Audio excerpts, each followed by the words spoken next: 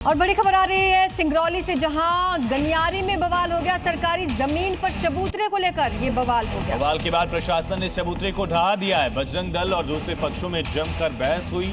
तस्वीर देखिए, बुलडोजर चला, लेकिन बुलडोजर चलने के पहले काफी बवाल हो चुका था।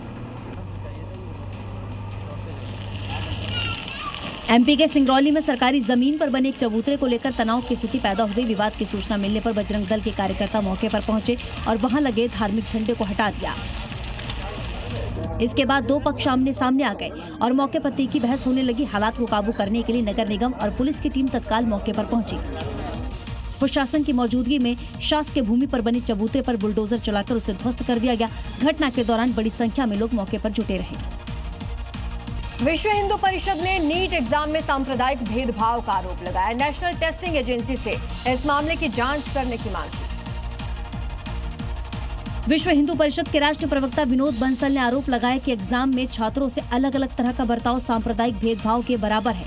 वीएचपी नेता ने दावा किया कि नीट का एग्जाम देने आए हिंदू अभ्यर्थियों को कलावा और माला जैसे धार्मिक प्रतीक पहनने की इजाजत नहीं दी गई, जबकि मुस्लिम अभ्यर्थियों को हिजाब और बुर्का पहनने की अनुमति दी गई। विश्व हिंदू परिषद ने एनटीए से एग्जाम सेंटर पर ड्रेस कोड की डिटेल मांगी है।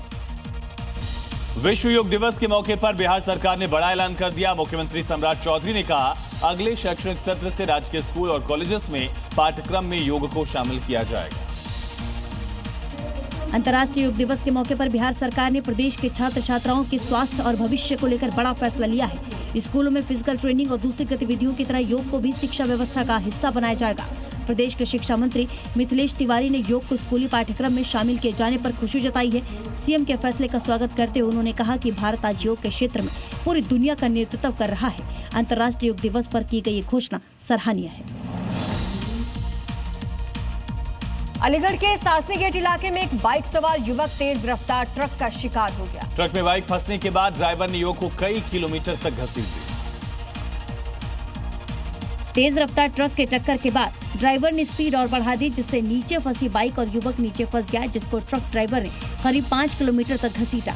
हाईवे पर रगड़ की वजह से बाइक में भीषण आग लग गई, जिससे वो पूरी तरह जलकर राख हो गई और जब बाइक ट्रक से छूटी तो मौका पाकर ट्रक वाला फरार हो गया। पुलिस ने जली हुई बाइक को कब्जे में लेकर थाने पहुंचाया और शव को पोस्टमार्टम के लिए भेजकर मामले की जांच में जुटी हुई है। और इसी बीच एक बड़ी खबर है यूपी के हाथरस से, जहां हत्या आरोपी से मुठभेड़ की जानकारी मिल रही है। बताया जा रहा है कि हार्डवेयर कारोबारी की हत्या का आरोपी था ये। मुठभेड़ के बाद गिरफ्तार कर लिया गया। 25,000 का इनाम इस पर घोषित था। दोनों पैरों में गोली लगी है। घायल सुखबीर इलाज के लिए अस्पताल में भर्ती करवा दिया गया। तो आमने सामने एनकाउंटर में बाल बच्चे, थाना प्रभारी, ये भी जानकारी मिली।